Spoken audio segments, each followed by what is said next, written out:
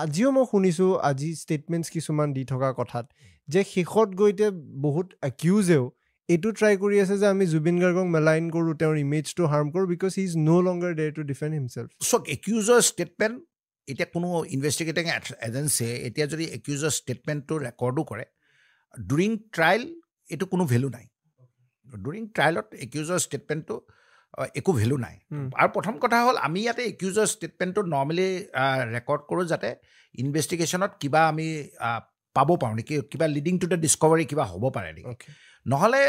ট্ৰায়েলত একিউজৰ statement দি পেলাই বা একিউজৰ কনফেশ্যনৰ ওপৰত আপুনি কনভিকশ্যনটো দিব নোৱাৰে ভেৰি লিমিটেড স্ক'প আৰু ভাৰতীয় সংবিধানতে কৈছে যে আপুনি কোনো এজন একিউজক আপুনি বাধ্যতামূলক কৰিব নোৱাৰে যে তেওঁৰ এগেইনষ্টে এভিডেন্স দিব আমি কওঁ যে right to self incrimination you have a right to remain silent আমেৰিকাত এইটো মিৰাণ্ডা আউট বুলি কয় আমাৰ ভাৰতবৰ্ষত আমি কওঁ যে আপুনি কোনো এজন আছামীক মানে মাৰি পিটি হ'লেও আপুনি কনফেশ্যন এটা এক্সট্ৰেক্ট কৰিব নোৱাৰে যে তেওঁ মাৰিছে কাৰণ এইটো যেতিয়া কোৰ্টত যাব একিউজজনে ক'ব যে এইটো মই কোৱা নাই এইটো মই পুলিচে মাৰা মেলা কৰিছে